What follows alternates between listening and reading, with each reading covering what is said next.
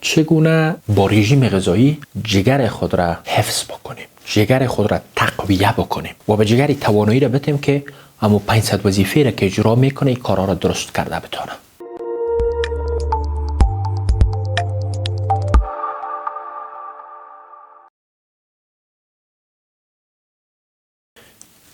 خدمت تمام دوستان عزیز و گرامی که در هر کجای دنیا هستین، ما عرض ادب و احترام دارم. امیدوار هستم که طبعتان شاد باشه و در کانون گرم خانواده هایتان زندگی مملو صف و صمیمیت داشته باشین.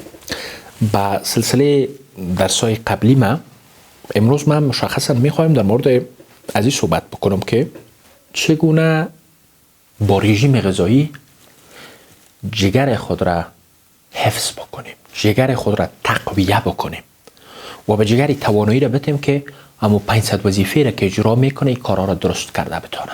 یکی از جمله اعضای اساسی را در بدن ما شما که جزء اساسی سیستم هاضمه هست ولی فعالیت هایی که می داشته باشه تمام بدن را تحت شعاع قرار میده بدون شک و کبد یا جگر است. جگر انسان بیشتر از 500 وظیفه داره. کلانترین وظایف فضایی است که صفرا تولید میکنه، در متابولیسم بدن نقش داره، بعض مواد را در خود ذخیره میکنه، در تولید بعض هورمون ها نقش داره و از جمله اساسی ترین وظایف فضایی دیتاکسیفیکیشن است، یعنی بی‌ضرر سازی و غیر سمی سازی مواد زهری که بر بدن خیلی توکسیک است. خود جگر در حقیقت مواد سمی را دیتاکسیفای میکنه، یعنی سمیت زدایی میکنه و هیچ وقت جگر ما کثیف نمیشه. عنوان از این سگمنت ما است که چگونه جگر خود پاک کنیم. پس چه فاکتورهایی هست که این قابلیت غیر سمی سازی مواد زهری را در جگر تضعیف میکنه؟ در صورتی که ما زردی سیاه داشته باشیم، در صورتی که ما زردی سفید داشته باشیم، در صورتی که ما مرض ویلسن داشته باشیم، در صورتی که ما مرض هموکروماتوز داشته باشیم، در صورتی که جگر ما را چربو گرفته باشه، در جگر شحم جمع شده باشه. این حجرات شحمی در اکثر واقعات یک علامه مقاومت در مقابل انسولین است. خطر دیابت پیش ما زیاد میشه. آستاستا در کبد ما التهاب ایجاد میشه. این التهاب به خاطر که سرکوب شوه پروسه التیام وقتی که صورت گرفت در نتیجه از این نسل فبروز تولید میشه و آستاستا جگر میره به طرف سیراز، به طرف سیروز کبد میره. این نمیجاست که ما خارش را در بدن تجربه میکنیم، این نمیجاست که ما زردی را امکان داره که تجربه بکنیم، این نمیجاست که ما خستگی و کسالت می داشته باشیم، این نمیجاست که ما مثلا تنفس ناخوشایند و بوی ناخوشایند در دهن خود می داشته باشیم، این نمیجاست که قف پای ما داغ می آید. و در مراحل پیشرفته امکان داره که افراد اشخاص از پوندیدگی دست و پای شروع تا به جمع شدن آب در شکم را همچنان تجربه بکنیم. نمیخوایم بپیچیم در مورد کلینیکال منیفستیشن یا دریافت‌های کلینیکی که در سایر امراض کبد پیش افراد اشخاص ایجاد میشه. پس عزیزای دل من، دوستای با عزت من، چگونه یک رژیم غذایی هپاتوپروتکتیو را ما تامین بکنیم به خود؟ هپاتوپروتکتیو یعنی محافظ جگر.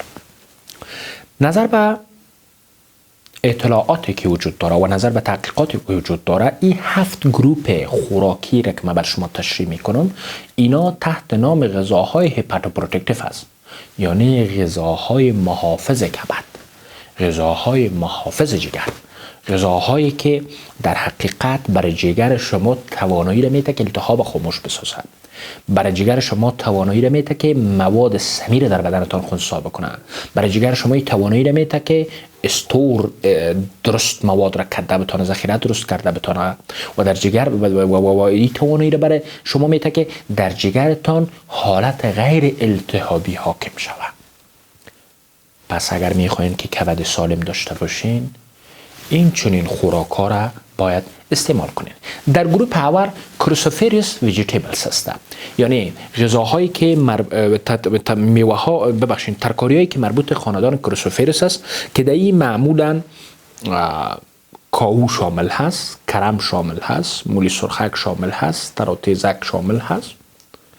اینا تمام ترکاریایی هستند که اکثر از اینا برگ سبز است، خوب است که با ریشه استفاده شود. اکثر از اینا در ترکیب خود مواد داره به نام سلفورافن. این سلفورافن در بدن ما و شما چند خصوصیت داره. التهاب را در کبد خاموش می سازه، چانس تحول شحمی را در کبد و جگر کم می سازه، قابلیت سمیت زدایی را در جگر بلند میبره، مقاومت را در مقابل انسولین کم میسازه، چانس شکر را پیش ما کم میکنه، خاصیت ضد سرطانی داره. پس اگر میخوای که جگر سالم داشته باشین، کاهو بخورین، کرم بخورین، گلپی بخورین، شلغم زیادتر استفاده شوه، مولی سرخک استفاده شوه، ولی اینا باید حرارت زیاد داده نشه. هر قدر که حرارت داده شود، مواد کیمیاوی و مفایت نیوترینت که هسته، یعنی مواد مغذی طبیعی که در نبات موجود هست، ایره اکثرش در مقابل حرارت حساس است و مواد از بین میره. دوم، در غذایتان سیر را علاوه بکنید. سیر به شکل تازه استفاده شو بهتر است. چه بهتر که اگر سیر را مترافق با سرکه سیب استعمال بکنید. سیر در ترکیب خود مقدار زیاد ویتامین B1 داره. سیر خاصیت ضد سرطانی داره. سیر خاصیت ضد التهابی داره. سیر در کم شدن وزن شما رو کمک میکنه. سیر در رقیق شدن خون پیش شما کمک میکنه. سیر خطر سکته مغزی رو پیشتون کم میکنه، خطر به طور مثال بندش رگای قلب رو پیشتون کم میکنه، در موازنه فشار کمک میکنه و خاصیت طبیعی ضد باکتریایی، ضد فنگسی و ضد ویروسی داره. ارزان هم است. 1 کیلویش در افغانستان معادل 100-200 افغانی است. پس زیاد سیر استفاده بکنید. سوم، استفاده زنجبیل چه تازه باشد چه خشک فراموش شما باید نشه. و ایره یک قاعده روزمره براتان بسازید. چه زنجفیل تازه باشه چه زنجفیل خشک باشه. زنجفیل در ترکیب خود یک ماده کیمیاوی داره به نام کرکومین. ماده کیمیاوی در ترکیب زنجفیل موجود است که عین شکل خصوصیت ضد التهابی داره، قابلیت بی‌ضررسازی مواد سمی را در کبد بلند میبره و در پهلوی از او رول اساسی را دری بازی میکنه که مایتوکندریا ثابت باقی بمانه. شما میفهمین یکی از خصوصیات حجرات سرطانی بی‌نظمی است که در مایتوکندریا مکان تولید انرژی در حجره پیش حجرات سرطانی مثلا بی‌نظمی درش موجود میباشد. بنابراین یکی از جمله مواد غذایی که خاصیت ضد سرطانی داره به نسبت موجودیت کرکومین، او عبارت از زنجبیل است، چه تازه باشه چه خشک باشه. میوه دیگه که بر شما خیلی کمک میکنه عبارت از اووکادو هست.